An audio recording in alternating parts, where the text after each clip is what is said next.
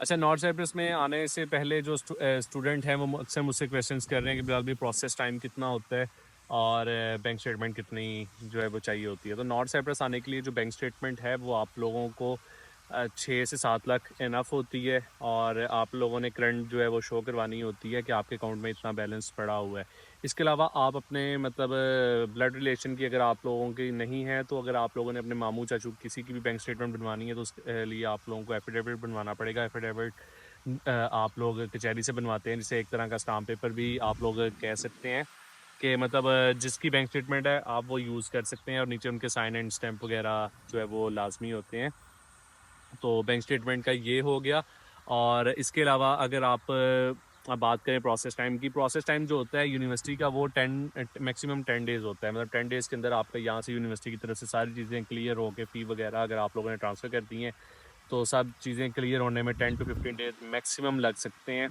और इसके अलावा जो है नेक्स्ट वो ये है कि यहाँ से फिर ये यूनिवर्सिटी डाटा जो है आपका वो ट्रांसफ़र कर देती है इस्लामाबाद एम्बेसी में। इस्लामाबाद एम्बेसी में फिर आप लोगों ने अपॉइंटमेंट उठानी होती है, वो आपको 5 दिनों के बाद की मिले, 10 दिनों की बाद की, या फिर 15 डेज़ की बाद की।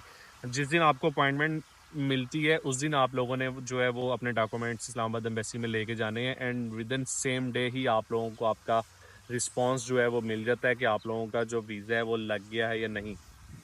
अगर आप लोगों को उन्होंने डॉक्यूमेंट जो है वो वापस कर दिए हैं सिंपल ही, तो इसका मतलब है आपका वीज़ा जो है वो रिजेक्ट हो गया। रिजेक्शन की कोई रीज़न नहीं है, लोग बताते हैं कि वीज़ा आपका रिजेक्ट क्यों हुआ है।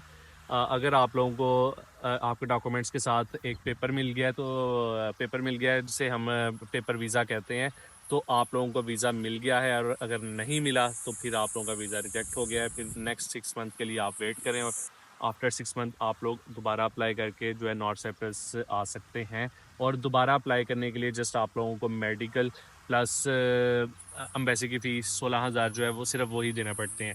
और इसके अलावा अगर आप लोगों का मतलब लास्ट सेमेस्टर में आप लोग ट्रैवल नहीं कर पाए, इस सेमेस्टर में आप लोग ट्रैवल कर रहे हो, तो इस आपका फिर नए सिरे से जो है वो प्रोसेस होगा। प्रोसेस क्या मतलब वही सिर्फ आप लोगों ने इस्लामाबाद में जाके अपना मेडिकल करवाना है। मेडिकल करवाने के बाद आप लोगों ने अपना इस्लामाबाद एम्बेसी में जो है अपने डॉक्यूमेंट्स जमा करवाने हैं, तो आपको नया जो है ट्रैवल लेटर इशू करके देंगे। तो उम्मीद करता हूँ इस वीडियो में आप लोगों की काफ़ी ज़्यादा जो है चीज़ें वो क्लियर हो गई होंगी। अगर आप लोगों के माइंड में कोई और क्वेश्चन भी हो आप नीचे कमेंट कर दीजिएगा, मैं इंशाल्लाह उसका भी आप लोगों को नेक्स्ट वीडियो में रिस्पॉन्स दूंगा। Thank you so much, take care, अल्लाह हाफ़िज़।